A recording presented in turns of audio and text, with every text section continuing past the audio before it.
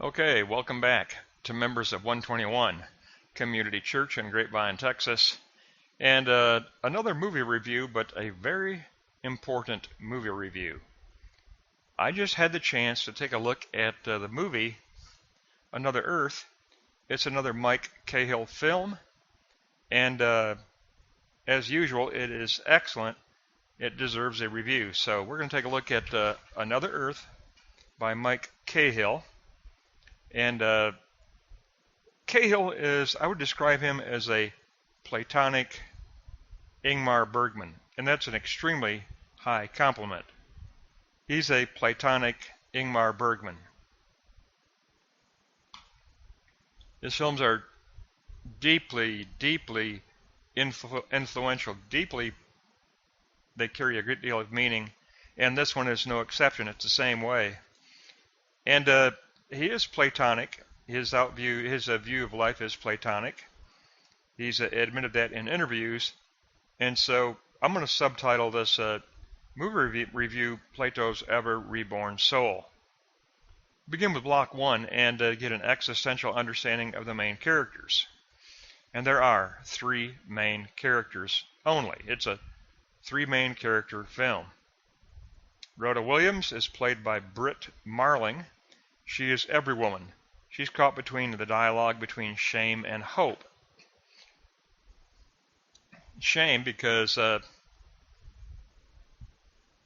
she committed, as a teenager, she committed vehicular manslaughter by being drunk and driving, and she killed a pregnant mother and a child, and put a husband into a coma. And she ended up going to prison and serving a 4 to 5 year prison sentence. And this movie begins with her being released from prison. So she's an individual caught between the shame and the guilt of what she did as a young teenager.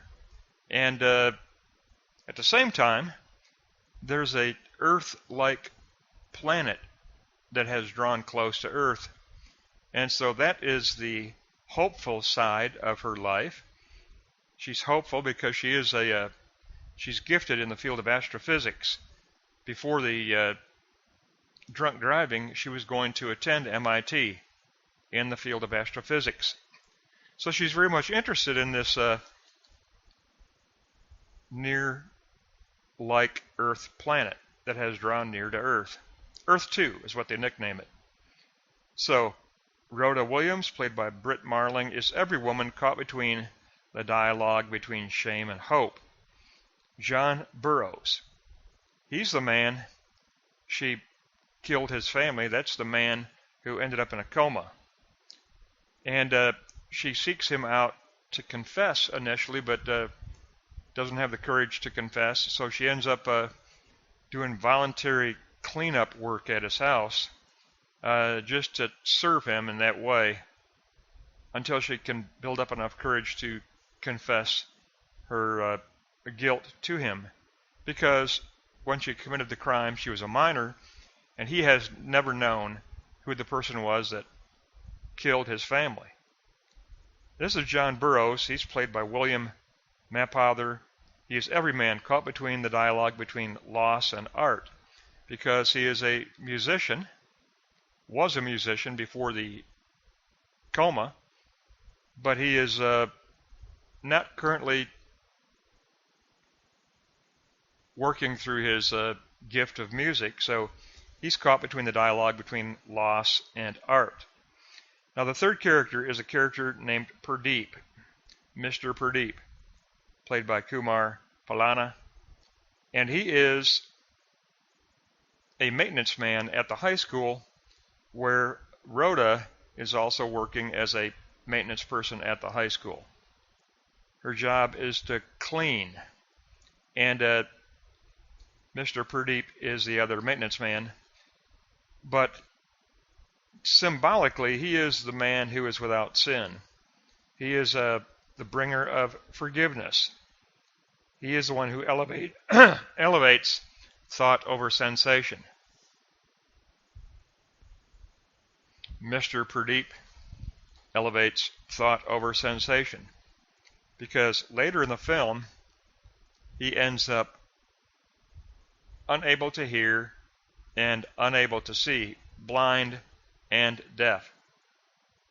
And he represents the realm of thoughtful meditation over surface sensations. The three main characters, Rhoda, John, and Mr. Pradeep.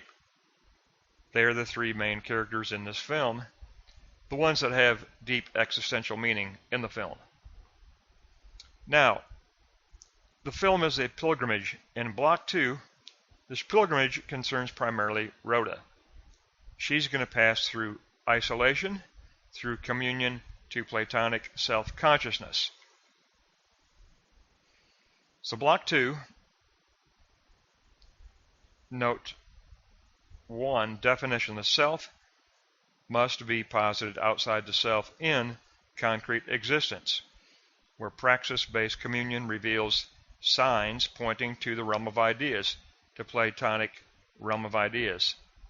Then the self returns inward, internalizing those signs, which will inform recollection as wisdom. The self will recall the latent presence of the ideas within the self. And this leads to a recollection of the idea of soul, which is Platonic self-consciousness. Now in the film, Rhoda begins in broken isolation.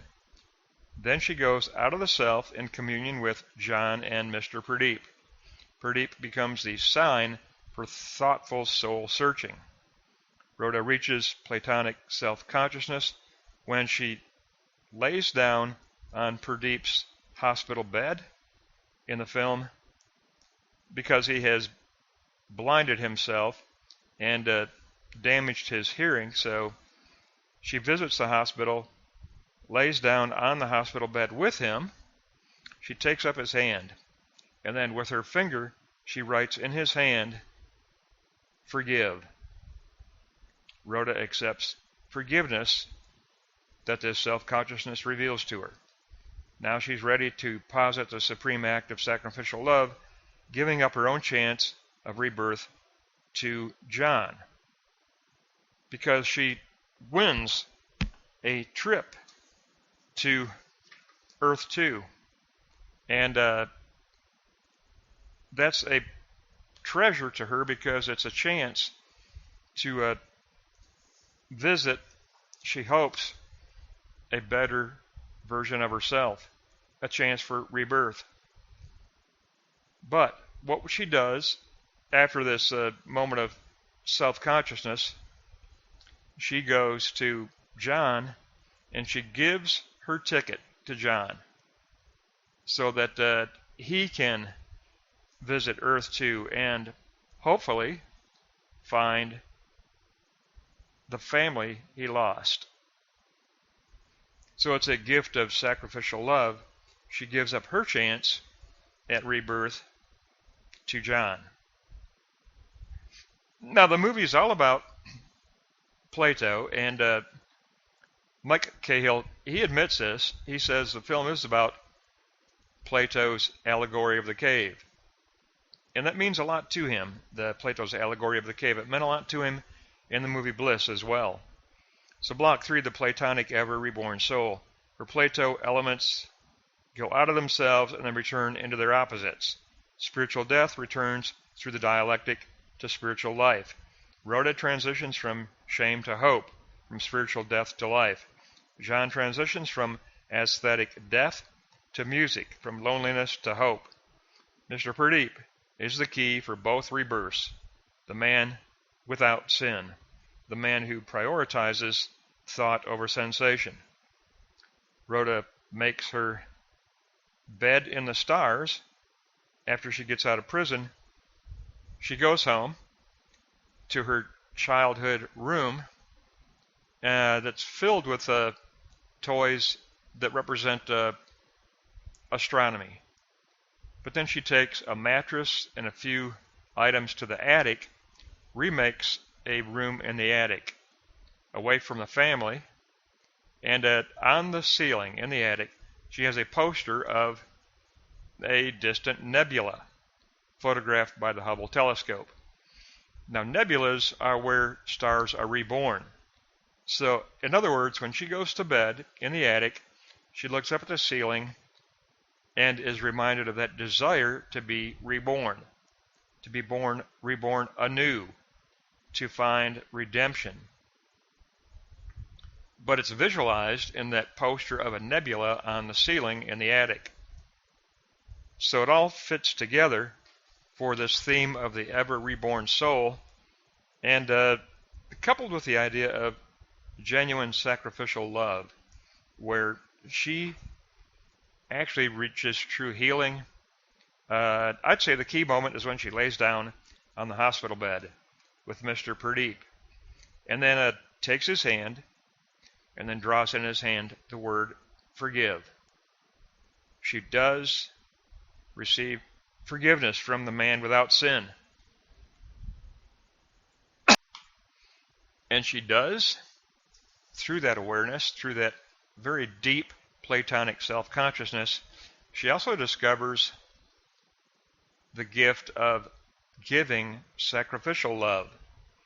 And that most important possession in her life, that ticket to visit Earth 2, where there is a duplicate self of the self, she gives it to John in hopes that perhaps he will encounter the family that he lost because of her recklessness as a teenager. So it's a great film again, a tremendous film again by Mike Cahill.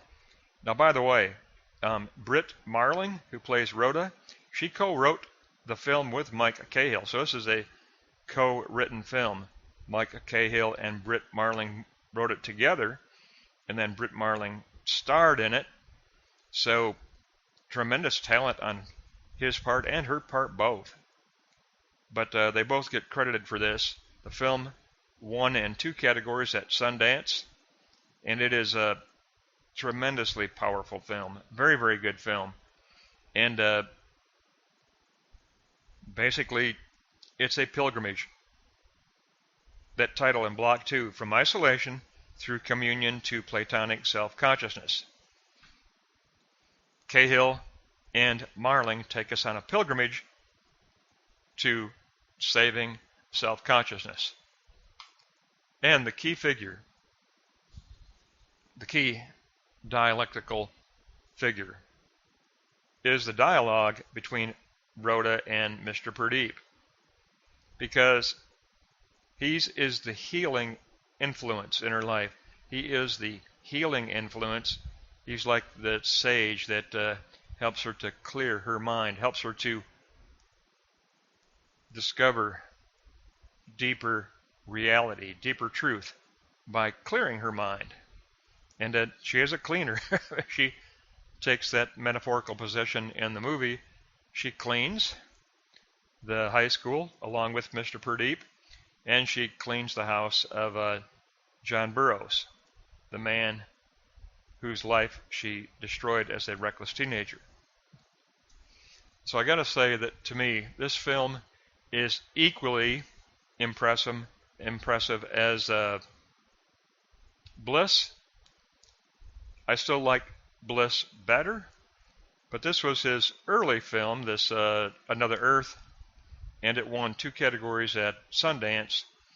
It's well worth 1 to 100 views. It's well worth watching. Now, I picked it up on Amazon, but I'm sure you can find it on any of the streaming channels. But it's entitled Another Earth by Mike Cahill. And that's going to wrap up a very brief, but hopefully a significant review of this movie. That's going to wrap up Plato's ever reborn soul as depicted in Another Earth by Mike Cahill.